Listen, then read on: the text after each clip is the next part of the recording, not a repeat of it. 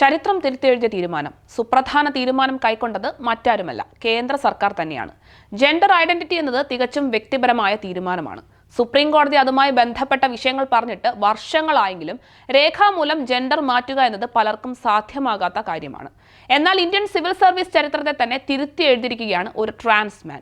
IRS ഉദ്യോഗസ്ഥരുടെ ലിംഗമാറ്റം ഔദ്യോഗികമായി അംഗീകരിച്ച് പുതിയ ഐഡന്റിറ്റിയിൽ ജോലിയെ തുടരാൻ എല്ലാ അവകാശങ്ങളും ഉണ്ടെന്ന വ്യക്തമാക്കലാണ് കേന്ദ്ര സർക്കാർ കൈക്കൊണ്ടത്. അതും സിവിൽ സർവർ കേഡറിലുള്ള ഒരു ഓഫീസറിന്.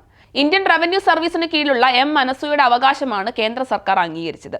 ജെൻഡർ കോളത്തിൽ സ്ത്രീക്ക് പകരം അയാൾ ഇനി മുതൽ പുരുഷനാണ്. തന്റെ ഔദ്യോഗിക രേഖകളിലെല്ലാം പേരും ജെൻഡറും മാറ്റാനുള്ള അനുമതി അനുഗദർ സൂര്യ നേടിക്കഴിഞ്ഞു. ആരാണ് അനുഗദർ സൂര്യ? 2013 ഡിസംബറിൽ തമിഴ്നാട്ടിലെ ചെന്നൈയിൽ അസിസ്റ്റന്റ് കമ്മീഷണറായി അനുഗദർ സൂര്യ തന്റെ കരിയർ ആരംഭിക്കുന്നത്. 2018 ഡെപ്യൂട്ടി കമ്മീഷണറായി സ്ഥാനക്കയറ്റവും നേടി.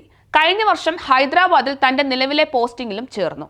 ചെന്നൈയിലെ മദ്രാസ് ഇൻസ്റ്റിറ്റ്യൂട്ട് ഓഫ് ടെക്നോളജിയിൽ നിന്നും ഇലക്ട്രോണിക്സ് ആൻഡ് കമ്മ്യൂണിക്കേഷനിൽ ബിരുദം പൂർത്തിയാക്കിയ അദ്ദേഹം 2023 ഭോപ്പാലിലെ നാഷണൽ ലോ ഇൻസ്റ്റിറ്റ്യൂട്ട് യൂണിവേഴ്സിറ്റിയിൽ നിന്നും സൈബർ ഫോറൻസിക്കിൽ PG ഡിപ്ലോമ പൂർത്തിയാക്കി. 2018 ഡെപ്യൂട്ടി കമ്മീഷണറായി സ്ഥാനക്കയറ്റം ലഭിച്ച അദ്ദേഹം കഴിഞ്ഞ വർഷം ഹൈദരാബാദിലെ തന്റെ നിലവിലെ പോസ്റ്റിംഗിലേക്ക് മാറി. ചെന്നൈയിലെ മദ്രാസ് ഇൻസ്റ്റിറ്റ്യൂട്ട് ഓഫ് ടെക്നോളജിയിൽ നിന്നും ഇലക്ട്രോണിക്സ് ആൻഡ് കമ്മ്യൂണിക്കേഷനിൽ സൂര്യ ബിരുദം നേടിയിട്ടുണ്ട്. അടുത്തിടെ ഹൈദരാബാദിലെ customs, excise and service tax appellate ട്രൈബ്യൂണലിന്റെ ചീഫ് കമ്മീഷണർ ഓഫീസിൽ ജോയിന്റ് കമ്മീഷണറായി സേവനമനുഷ്ഠിക്കുന്ന മുമ്പ് അനസൂയ എന്നറിയപ്പെട്ടിരുന്ന സൂര്യ തന്റെ പേര് അനുഗദർ എന്നാക്കി മാറ്റാൻ അപേക്ഷ നൽകിയിരുന്നു. അനുഗദർ സൂര്യയും അവന്റെ ലിംഗഭേദവും സ്ത്രീയിൽ നിന്നും പുരുഷനിലേക്ക് മാറ്റണം. നാഷണൽ ലീഗൽ സർവീസ് അതോറിറ്റി കേസിൽ മൂന്നാം ലിംഗത്തെ അംഗീകരിക്കുകയും ലിംഗവ്യക്തിത്വം ഒരു വ്യക്തിപരമായ തിരഞ്ഞെടുപ്പാണ് എന്ന് ഊന്നി പറയുകയും ചെയ്ത കേസിൽ സുപ്രീം കോടതിയുടെ സുപ്രധാന വിധിക്ക് ഏകദേശം ഒരു ദശാബ്ദത്തിന് ശേഷമാണ് ഈ വികസനം സാധ്യമായത്. ട്രാൻസ്ജെൻഡർ വ്യക്തികൾക്ക് അടിസ്ഥാന മനുഷ്യാവകാശങ്ങൾ നിഷേധിക്കുന്നത് ന്യായീകരണമല്ലെന്നും കോടതി പറഞ്ഞിരുന്നു. ഇപ്പോൾ അവർക്ക് മാന്യമായ ജീവിതം ഉറപ്പാക്കാൻ ഭരണഘടന അംഗീകരിക്കുകയും വ്യാഖ്യാനിക്കുകയും ചെയ്യേണ്ടത് നമ്മുടെ ബാധ്യതയാണ്.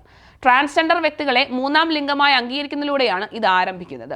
ഒരു വ്യക്തി തന്റെ ലിംഗമാറ്റ ശസ്ത്രക്രിയയ്ക്ക് വിധേയനായാൽ മെഡിക്കൽ പുരോഗതിയും ധാർമ്മിക നിലവാരവും സുഗമമാക്കുകയും നിയമപരമായ നിയന്ത്രണങ്ങൾ ഇല്ലാതിരിക്കുകയും ചെയ്താൽ അവരുടെ ലിംഗഭേദം തിരിച്ചറിയുന്നതിന് നിയമപരമായോ അല്ലാതെയോ ഒരു തടസ്സവും ഉണ്ടാകരുത്.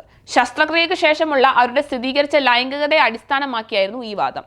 ഇക്കാരണങ്ങളാൽ നിർദ്ദിഷ്ട നിയമപരമായ വ്യവസ്ഥകളുടെ അഭാവത്തിൽ പോലും ലിംഗമാറ്റ ശസ്ത്രക്രിയയ്ക്ക് വിധേയരായ ശേഷം അവരുടെ ശാരീരിക രൂപത്തെ അവരുടെ ലിംഗ സവിശേഷതകളുമായി വിന്യസിച്ചതിനു ശേഷം വ്യക്തികൾക്ക് പുരുഷനോ സ്ത്രീയോ ആയി അംഗീകരിക്കാൻ ഭരണഘടനാപരമായ അവകാശമുണ്ടെന്നും വിശ്വസിക്കുന്നുണ്ടെന്നും കോടതി പറഞ്ഞു.